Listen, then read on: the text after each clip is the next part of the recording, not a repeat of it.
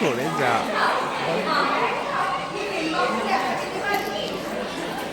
আমি ভূপেন বাবু, তাদের কি চাই মানবীরা? এই ঘরটি ভাড়া দেবেন? মন্দ হবে না, এতেই ঘুরিয়ে যাবে। বেশ লম্বা আছে ঘরটা। ঘর ভাড়া নেবেন মানবীরা, তা আপনাদের সঙ্গে পুরুষ কই? কার সঙ্গে কথা বলবো? পুরুষের দরকার কি? আপনি আমাদের সাথেই কথা বলুন, আমরাই আমাদের গার্জেন। ও,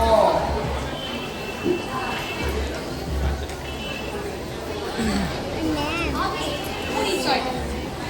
আমি হচ্ছি শিলা চক্র, খুব ভালো জাপানিজ।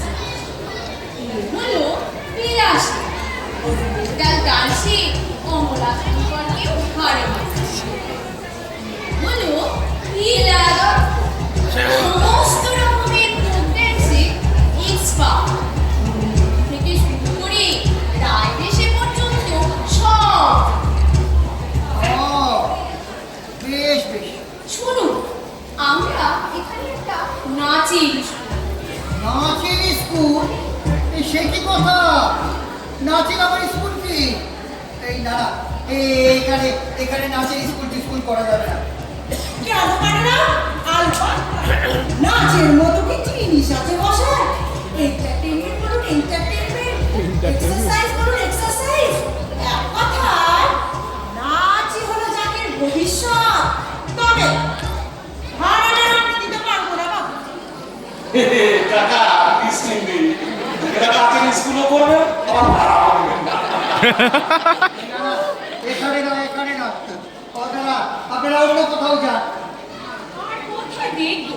এই ঘরটাই আমাদের বেশ পছন্দ হয়েছে। ভাবলাম কি, ভাড়া না পেলেও আপনি ঠকবেন না, আপনার মেয়েদের পাঠিয়ে দেবেন, আমরা ফ্রিতে নাচ শেখাবো। এই দেখুন, এই মেয়েটি আমার কেউ নেই। আপনারা মানে এই না, আপনার স্ত্রীকেই পাঠিয়ে দেবেন এখন। আরে কাকিমাকে নাচ শেখাতে গেলে আপনাদেরকে অনেক দূর যেতে হবে, কারণ তিনি আর এগুলো তো নেই না, আপনাদের শর্ট পর্যন্ত ধারা করতে হবে। বেশ তো।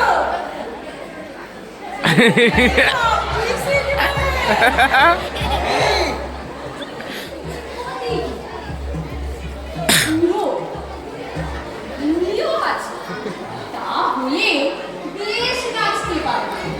নাচের কি কোনো বয়স আছে? এগুলো গিয়ে এক্সারসাইজ। ইউরোপে গিয়ে দেখুন, 80 বছরের বুড়োরাও দিব্যি জুম্বা, হিপ হপ, সালসা নাচছে। এতে চমৎকার স্বাস্থ্য থাকে, আপনার ঝুলিও কমে যাবে। একে রাই বেশি শিখিয়ে দিই, বাঙালির নিজস্ব নাচ। এখন একটু তালিম দিতে পারি। আমরা নাচ করাই এসে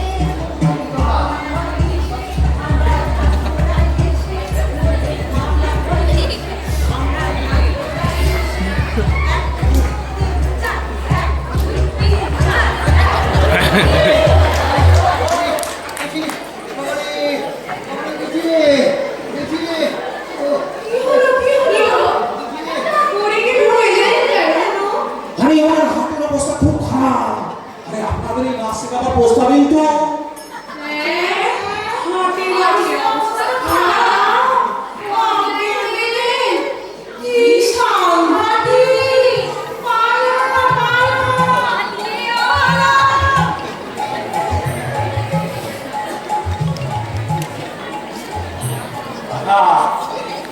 অফ করে দেবো। চাপো।